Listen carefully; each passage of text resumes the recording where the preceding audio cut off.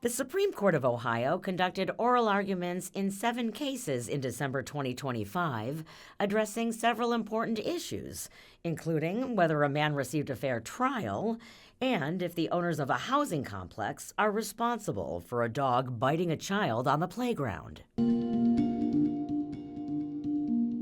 Levante Knight was charged with murder and other charges for the 2018 shooting of 2 acquaintances.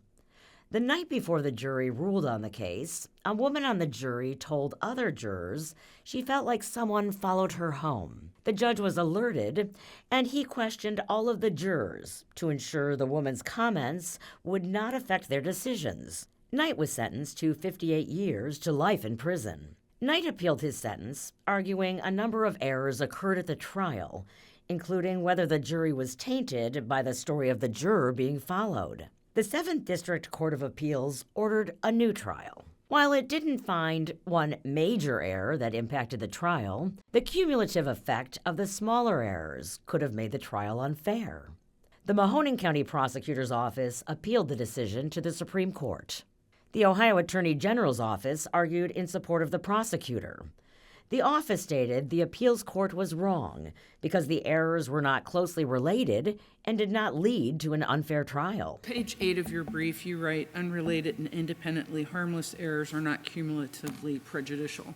Is that what we write? Essentially, yes. So if you have errors that individually are harmless, and then when you look at all the errors in the trial and none of them had a reinforcing effect or compounding effect, or you can think of it as augmenting each other, if you can't find any interaction between the errors, then there's really no reason to think that many things that essentially have no effect would somehow have an effect when they're put together. Knight's attorney maintained the state wanted to use a new theory requiring the errors to be related. He said the 7th District correctly followed precedent to determine the errors amounted to an unfair trial. I don't think that there is new or unique constitutional work to be done here, and that the ruling of the 7th District can stand. Do you think that based upon the way that the trial played out here and the processes before and after the trial, that you could use the synergy argument to win your case? I think if this court were to go through 3 steps and adopt the synergy approach, determine that it's properly before the court, and then apply the 2 errors, looking at the 6th Amendment positioning of both errors, I think it passes the synergy test just fine. Can you explain? Sure. So discovery is rooted in the 6th Amendment. It's rooted in the 6th Amendment's notice clause. By the way, both of these errors are just rooted in the fundamental concept of due process in the 14th Amendment. We could seat them both there. In a second case, Kelly Hipsher and her 11-year-old son lived in the Oakwood Village housing community. Another boy who lives in Oakwood Village brought his sister's Cocker Spaniel service dog to a community playground. The dog was on a leash, and the leash was tied to a swing set. Hipsher's son approached the dog and patted it on its head. The dog bit the boy on his scalp and face, requiring an emergency room visit and more than 50 stitches. Hipsher sued the owners of Oakwood Village. She argued that because the playground was a common area, Oakwood could be considered a harborer of the dog, and under state law is financially responsible for any injuries caused. The Montgomery County Common Pleas Court dismissed the case, finding that to be a harborer, Oakwood would have had to have some control over the dog. Hipsher appealed, and in a 2-1 decision, the 2nd District Court of Appeals reversed the trial court. Oakwood appealed to the Supreme Court.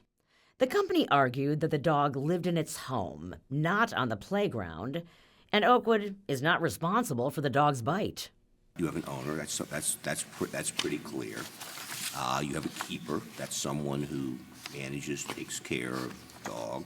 That's pretty clear. You don't have to necessarily own it, but you keep it.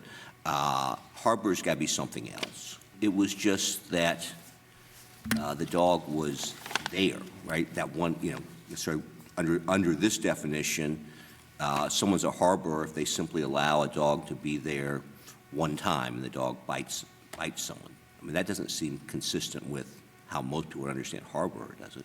It's certainly not consistent with how Black's Law Dictionary defines harborer. I mean, they're pretty clear.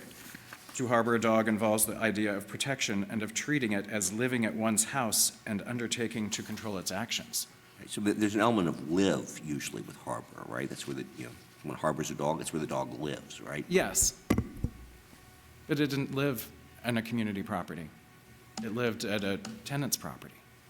It lived at the owner's property, and the owner's liable for its actions. Hipsher's attorney countered that the law makes it clear a harborer is someone in control of the premises, and Oakwood Village allowed the dog to be on the playground. A harbor is somebody that has possession and control of the property. Your first comment was accurate. When you look at harbor, you switch from a focus on who controls the dog to who controls, owns, possesses, controls the premises.